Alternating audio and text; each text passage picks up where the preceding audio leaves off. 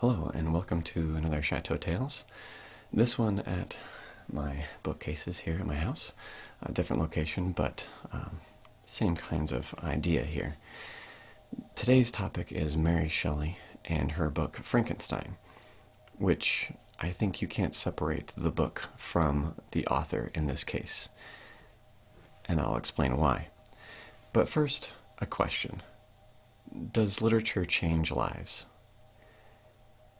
I ask this because Mary's life, and at least her novel, were seemingly a byproduct of literature, and it all starts with her mother, Mary Wollstonecraft. Her mother was an advocate of women's rights. She was a philosopher, an author, and was part of that society of writing at the time. She was also influenced by her father, of course, but in an indirect way through the mentorship of Percy Shelley. As the story goes, she, being a young girl interested in writing in this new world of romanticism, saw her dad and Percy Shelley and listened to them reciting the Rime of the Ancient Mariner. Now, the Rime of the Ancient Mariner is a romantic quest. The romantic period was explained by one's self-journey through nature and isolation and meditation, that science could lead us to discovery of ourselves, and that this physical journey was a mental and psychological and spiritual one as well. The Mariner, in the Rime of the Ancient Mariner by Coleridge, explains this and illustrates this very well through its symbolism and its use of the literal and the metaphorical, the spirits taking this mariner back and forth, and we, the wedding guest, listening in on this great spiritual awakening and acknowledgement of the power of nature in the poem. Percy was obviously influenced by these things as well, the Romantic period of Coleridge. And he also, writing Romantic poetry, must have influenced Frankenstein and Mary Shelley. I say must have because of their relationship, but also because Mary was, or did include his poetry as well. And so when she wrote Frankenstein, she had all of these things on her mind. The framework being Rime of the Ancient Mariner, and the interjection of poems such as Mutability by Percy Shelley, the ever-changingness of the world, but our lack of ability to change the world itself, but only ourselves within that world. Side note on Percy Shelley as an influence, though. He kind of stole her away when she was 16 and he was about 22.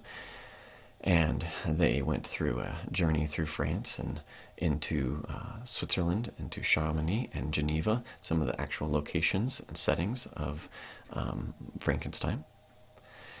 But Percy was a difficult person to be with, I would say, because not only was he in love with Mary, but he was also having an affair with two others, including his wife, who he was estranged from, but still married to when he ran away with Mary. Now, an interesting thing about Percy, I think, is that he was, I think, a little callous in all of his relationships. Turns out, though, that after his affairs, those people heartbroken, committing suicide, he himself drowned, and when his friends found him on the shores, they decided to have a very romantic bonfire of Percy's body and discovered that his heart did not burn. They took his heart out of his ashes, the flames, and gave it back to Mary. Turns out she was able to keep it for quite a while, maybe even buried with it. And the reason why is because Percy both figuratively and literally suffered from the hardening of the heart, a calcification of the heart. So, and all these things, she must have been influenced. Another reason why I say that she was greatly influenced by him, though, is at that first birth that she lost her child. But she was pregnant again within the year, I believe. But still, that first loss was unimaginably difficult. She wrote this in her journal in 1815. Dreamt that my little baby came to life again, that it had only been cold, and that we rubbed it before the fire, and it lived. That seems very much like Frankenstein. Now, another influence of hers is Lord Byron, and here's where the classic story of Frankenstein is born, with all this stuff in mind. Lord Byron, Percy Shelley, a guy named John Polidori, and Claremont, who Lord Byron was also having an affair with, and maybe Percy, all sat down in a Castle of Frankenstein, in near Lake Geneva. And they decided, since it was rainy and they couldn't do anything, and they were bored, that they would have a contest of who could write the better story, the better horror story. Percy and Lord Byron, of course, took this to a poetic means. John Polidori wrote a famous short story called The Vampire, which influenced one Bram Stoker and his writing of Dracula. Mary, she couldn't quite figure it out just then, but on a conversation that she overheard between Lord Byron and Percy Shelley, they were discussing the merits of galvanism and how electricity could be used to attach to parts of frogs and different animals and be used to reanimate the corpse, that the frog leg would kick even dismembered from the corpse. And so this new use of electricity and galvanism was intriguing. And that night she said she had a dream where this great figure stood over her bed and, made up of reanimated body parts, reached out for her.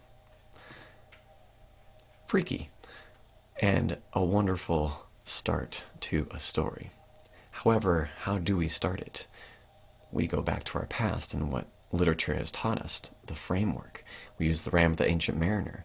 We use the idea of this mariner and the wedding guest.